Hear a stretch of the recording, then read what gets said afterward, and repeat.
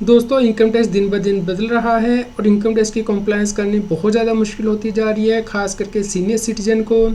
दोस्तों income tax return file करने की आवश्यकता नहीं होगी असेसमेंट ईयर 26-27 में भी स्पेसिफाइड सीनियर सिटीजन को, लेकिन इसके लिए कुछ कंडीशन दी गई है और कुछ फॉर्म दिया गया है जो कि आपको फिल करना है।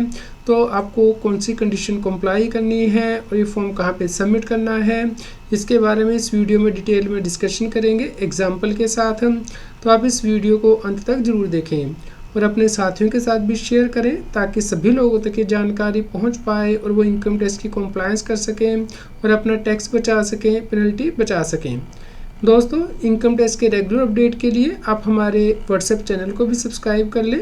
QR कोड आपकी स्क्रीन पे भी दिया गया है और कमेंट में भी लिंक पिन किया गया है ताकि आपको इनकम टैक्स के रेगुलर अपडेट मोबाइल पे ही मिलते रहें। रेगुलर अपडेट के लिए CS Satbir Singh YouTube channel subscribe कर लें और नोटिफिकेशन बेल भी प्रेस कर दें। दोस्तों हम आपसे एक क्लाइंट का केस डिस्कस करते हैं जहां पे कि मिस्टर शर्मा जी की उम्र जो है वो बहुत ज़्यादा हो चुकी है और उन्हें इनकम टैक्स की कंप्लायंस करने में परेशानी हो रही है क्योंकि उनकी तबीयत भी ठीक नहीं रहती है, लेकिन उन्हें पेंशन इनकम मिलती है, इंटरेस्ट इनकम मिलती है जिस पे कि इनकम टैक्स की कंप्लायंस करनी होती है, otherwise income tax department penalty लगा देता है। तो इस केस में हमने शर्मा जी को बताया कि उन्हें इनकम टैक्स की रिटर्न फाइल करने की आवश्यकता नहीं है, लेकिन इस केस में उन्हें कुछ कंडीशन को कंप्लाई करना होगा, फॉर्म जो है बैंक में सबमिट करना होगा।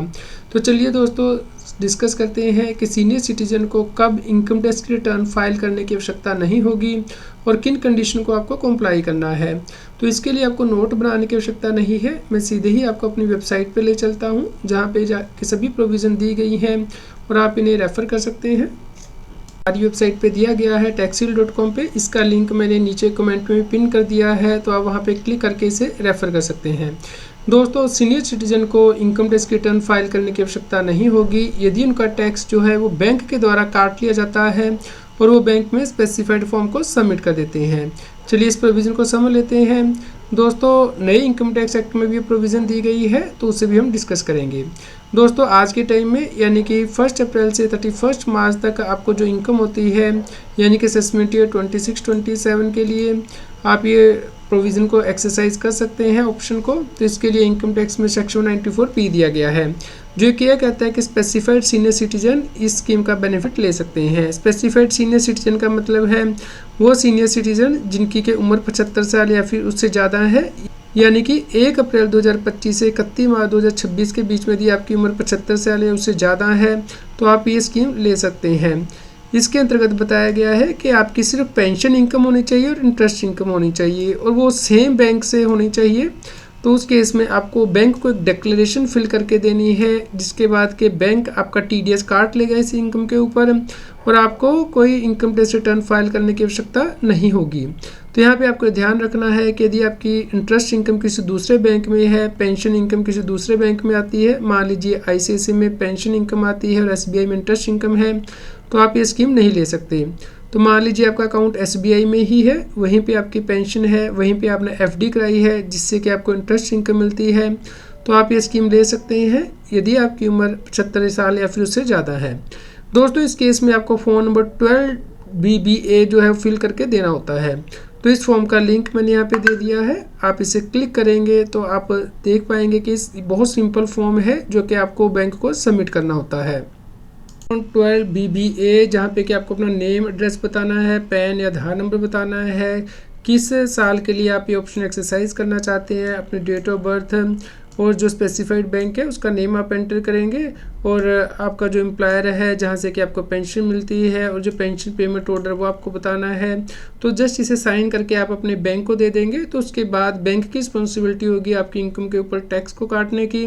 तो इस प्रकार आपको ये फॉर्म साइन करके बैंक को देना है जिसके बाद के बैंक ही आपकी टैक्स की कंप्लायंस करेगा, आपको इनकम टैक्स रिटर्न फाइल करने की आवश्यकता नहीं होगी।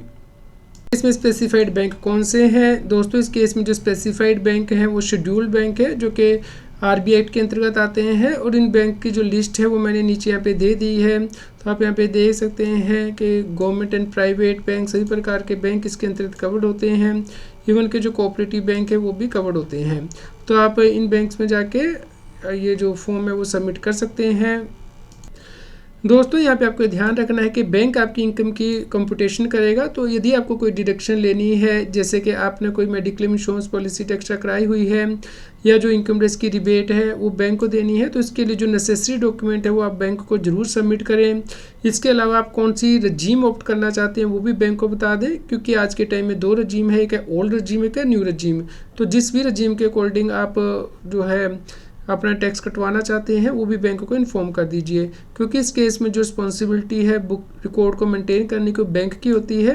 तो आपको जो नेसेसरी फॉर्म है वो बैंक को देने होते हैं। बस हम लेते हैं, मान लीजिए किसी व्यक्ति की एज 78 ईयर है, यानी कि 1 अप्रैल 25 से 31 मार्च के बीच में, जिसे हम फाइनेंशियल ईयर कहते हैं, और असेसमेंट ईयर हुआ 26-27। तो यहाँ पे व्यक्ति की पेंशन इनकम 9 लाख रुपया है और उसके अलावा उसकी इंटरेस्ट इनकम है सेम बैंक से होनी चाहिए। तो इस पर किस प्रकार टैक्स कटेगा? दोस्तों यहाँ पे पेंशन इनकम 9 लाख है, इंटरेस्ट इनकम 50,000 है, तो टोटल इनकम हुई 9,50,000। यहाँ पे मान लीजिए जो टैक्स पेयर है वो मेडिकल इंश्योरेंस प्रीमियम भी पे करता है, और ओल्ड रजीम यदि वो लेगा तो उस केस में जो टोटल इनकम 9 लाख रुपये मानी जाएगी। लेकिन यदि वो न्यू रजीम लेगा तो उस केस में जो टोटल इनकम है 9,50,000 रुपये मानी जाएगी, क्योंकि डिडक्शन ये नहीं मिलती है नई रजीम में, लेकिन टैक्स रेट कम है।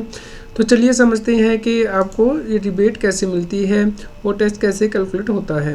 दोस्तों यदि आप ओल्ड रजीम लेंगे तो उस केस में तो आपकी जो इनकम है ये टोटल इनकम 9 लाख रुपए होगी, जैसे कि हमने अभी देखा है। इस पे जो टैक्स स्लैब रेट है सीनियर सिटीजन के लिए आप यहाँ पे देख सकते हैं। तो इसके अकॉर्डिंग जो टैक्स की कैलकुलेशन है वो होगी, यानी कि up to from 3 lakh to 5 lakh 5% and from 5 lakh to 10 lakh 20% tax, and जो टैक्स आपका बन रहा है 93,600 बन रहा है। लेकिन यदि आप यहाँ पे नई रजीम लेंगे तो उस केस में जो आपका टैक्स है वो कम बनेगा, लेकिन जो टोटल इनकम होगी वो 9,50,000 रुपये होगी, कोई आपको डिडक्शन यहाँ पे नहीं मिलेगी। लेकिन जो स्लैब रेट है वो कम है, यानी कि 3 लाख तक नील टैक्स है, 3 लाख से 7 लाख रुपये तक 5%, 7 लाख से 10 लाख तक 10%। तो क्योंकि आपकी इनकम 9,50,000 रुपया है मान लीजिए, तो यहाँ पे जो टैक्स आपका बनेगा 45,000 प्लस एजुकेशन सेस 4%, तो 46,800 जो आपका टैक्स बनेगा, जो कि बैंक काट लेगा आपका TDS और गवर्नमेंट को जमा कर देगा। तो इसके बाद आपको इनकम टैक्स रिटर्न फाइल करने की आवश्यकता नहीं होगी, क्योंकि आपने जो बैंक को फॉर्म है वो सबमिट कर दिया है, और जो टैक्स रजीम है वो भी बता दी है कि आप नई रजीम को ऑप्ट करेंगे। तो इस प्रकार आपको ध्यान रखना है कि आप अपनी रजीम को भी सिलेक्ट कर लें कि किस रजीम के अकॉर्डिंग आपका टैक्स कटवाना चाहते हैं, और अकॉर्डिंगली बैंक को फॉर्म सबमिट कर दें, ताकि आपको इनकम टैक्स की रिटर्न फाइल ना करनी पड़े यदि आप इन कंडीशन को मीट करते हैं। दोस्तों यदि आप नया इनकम टैक्स बिल देखते हैं, यानी कि जो 1 अप्रैल 2026 से 31 मार्च 2027 की आपकी इनकम होगी टैक्स ईयर में, तो उसमें भी सेम क्लोज रखा गया है, यानी कि आपको इनकम टैक्स की रिटर्न फाइल करने की आवश्यकता नहीं होगी यदि आप यही कंडीशन जो हमने डिस्कस की हैं वो मीट करते हैं, यानी कि आपकी उम्र 75 साल है उससे ज़्यादा है, और आपकी सेम बैंक से सिर्फ इंटरेस्ट और पेंशन इनकम है। यदि आपकी कोई और इनकम होगी तो उस केस में आप ये स्कीम ऑप्ट नहीं कर सकते हैं। तो आप इस कंप्लीट कंपैरिजन को यहाँ पे देख सकते हैं।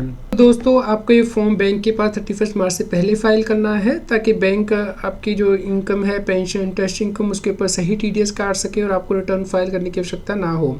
ये फॉर्म आपको हर साल फाइल करना होता है, इसलिए आप इंश्योर करें कि टाइमली इसकी कॉम्प्लायंस कर लें, और सभी सीनियर सिटीजन के साथ ये वीडियो शेयर करें ताकि उन तक ये जानकारी पहुँच पाए। दोस्तों ये फॉर्म फाइल करना ऑप्शनल है, यदि आप चाहें तो आप ये फॉर्म नहीं फाइल कर रहे हैं तो आप अपनी इनकम टैक्स की रिटर्न खुद भी फाइल कर सकते हैं फाइनेंशियल ईयर के ख़त्म होने के बाद। तो आप इंश्योर करें कि टाइमली इसकी कॉम्प्लायंस कर लें, और बैंक ने आपका TDS काटा है या नहीं सेक्शन 194P के अंतर्गत, ये आप अपने 26 AS में चेक कर लें, क्योंकि यदि इसके अंतर्गत TDS कट गया है तो उसके बाद आपको रिटर्न फाइल नहीं करनी है, क्योंकि बैंक ने आपकी कॉम्प्लायंस कर दी है। दोस्तों यदि आपका कोई और क्वेश्चन हो तो आप हमें कमेंट करके ज़रूर बताएं। कृपया लाइक करें और शेयर करें ताकि सभी लोगों तक की जानकारी पहुंच पाए और वो इनकम टैक्स की कॉम्प्लायंस कर पाएँ। इनकम टैक्स की और अधिक जानकारी के लिए आप CS अदबी सिंह यूट्यूब चैनल पर जाके प्लेलिस्ट में जाके टॉपिक वाइज प्लेलिस्ट देख सकते हैं कि इनकम टैक्स में कौन से नए बदलाव हो रहे हैं, जैसे कि इनकम टैक्स अपडेट के अंतर्गत या फिर डायरेक्ट टैक्स कोड के अंतर्गत। रेगुलर टैक्स अपडेट के लिए इस चैनल को सब्सक्राइब करें। आप हमें टेलीग्राम ऐप CS अदबी सिंह टैक्स सील पर ज्वाइन कर सकते हैं, ताकि आप GST और इनकम टैक्स के रेगुलर अपडेट अपने मोबाइल पर ही प्राप्त कर सकें।